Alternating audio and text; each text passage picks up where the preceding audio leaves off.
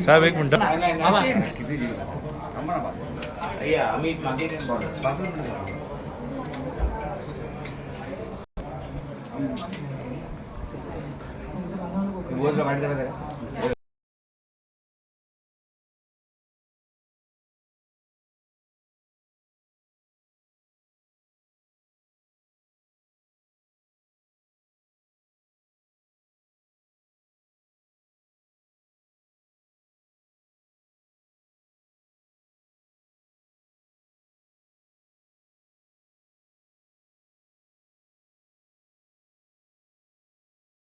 साहेबांचे आभार व्यक्त केले की त्यांनी कोकण पदवीधर या मतदारसंघामध्ये मला उमेदवार म्हणून लढण्याची संधी दिलेली आहे. त्याचबरोबर मी माननीय राजसाहेबांचेही आभार व्यक्त करतो की त्यांनी मला फार मोठ्या मनाने या मतदारसंघामध्ये लढण्याचा आशीर्वाद दिलेला आहे.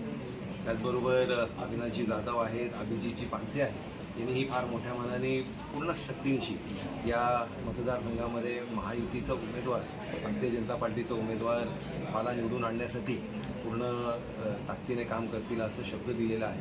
मी त्यांचेही आभार व्यक्त करतो.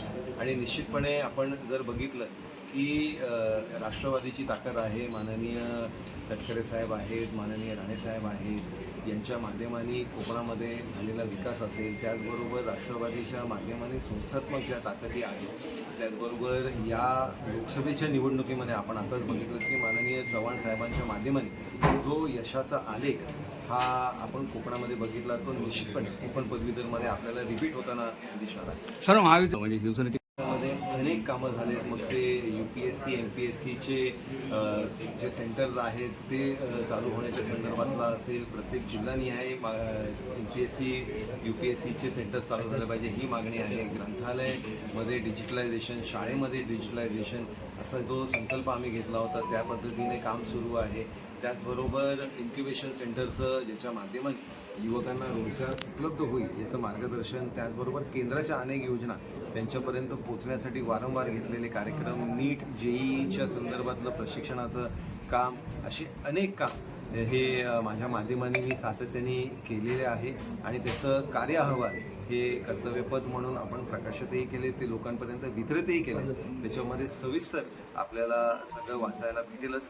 त्याचबरोबर येत्या काळामध्ये या 6 वर्षांमध्ये अजून एक संकल्प हाती घेतलेला आहे, ते म्हणजे माननीय मोदीजींनी जे आवाहन केलेलं आहे की आपल्याला नॉन कन्व्हेन्शनल इलेक्ट्रिसिटीच्या दृष्टिकोनाने काम करणं गरजेचं आहे. त्याच्यामुळे प्रत्येक शाळा ही ग्रीन स्कूल झाली पाहिजे, त्याच्यावरती सोलार पॅनल्स लागायला पाहिजेत या दृष्टिकोनाने काम करेन, जेणेकरून त्यांचं जो हा खर्च वीज बिलावर जातो तो शैक्षणिक कामासाठी पूर्णपणे येईल.